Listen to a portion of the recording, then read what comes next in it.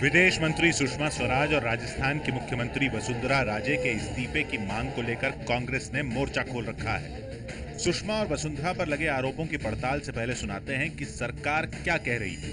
उसके बारे में तथ्यों की जानकारी प्राप्त करनी पड़ेगी। एक बात जो उनके बारे में बताई गई है, जो टीवी पर भी जो डॉक्यूमेंट आया है उसमें तो उनके हस्ताक्षर की बात तो नहीं है। जहां तक सरकार का स्टैंड का सवाल है, कल माननीय वित्त मंत्री जी ने तमाम कार्रवाइयों के बारे में स्पष्ट कर दिया है। लेकिन सरकार की इस सफाई से विरोधी संतुष्ट नहीं है।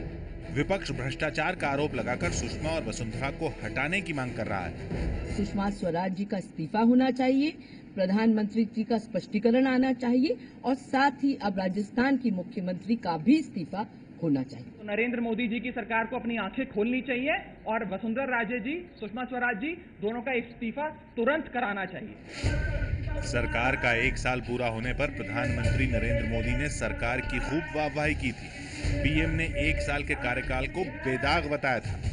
पिछले 1 साल में कहीं से कोई घोटाले की खबर आई है? कोई नेताजी के दामाद का किस्सा सुना है? किसी नेताजी के बेटे का किस्सा सुना है? किसी नेताजी बेटे की कहानी सुनी है?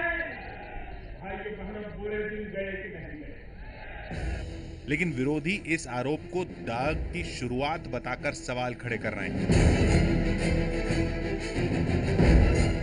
आरोप है कि सुषमा स्वराज ने आईपीएल घोटाले के आरोपी ललित मोदी को पत्नी के इलाज के लिए ट्रैवल डॉक्यूमेंट दिलाने में मदद की थी।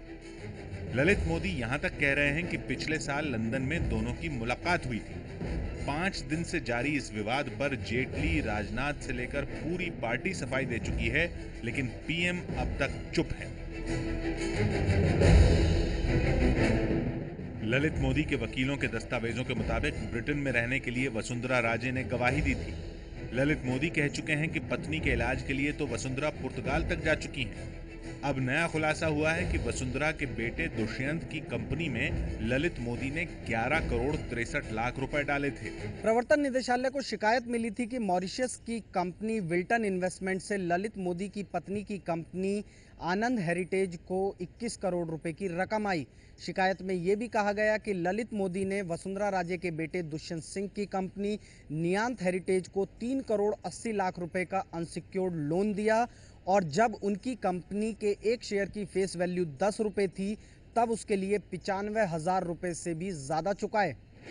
आम आदमी पार्टी कह रही है कि काला धन बीजेपी नेताओं की कंपनियों में लगा है। जो मोदी जी बात कर रहे थे कि काला धन लाएंगे, ये काला धन तो आना शुरू हो गया है, पर जिस प्रकार से आ रहा है ये सब आप देख रहे हैं कि केवल भारतीय जनता पार्टी के नेताओं की कंपनियों में ये काला धन लग रहा है। पहला साल खत्म होते ही मदद का ये विवाद मोदी सरकार के लिए सबसे बड़ी परेशानी बन गया है। सवाल यह है कि क्या सुषमा और वसुंधरा पर कार्रवाई होगी?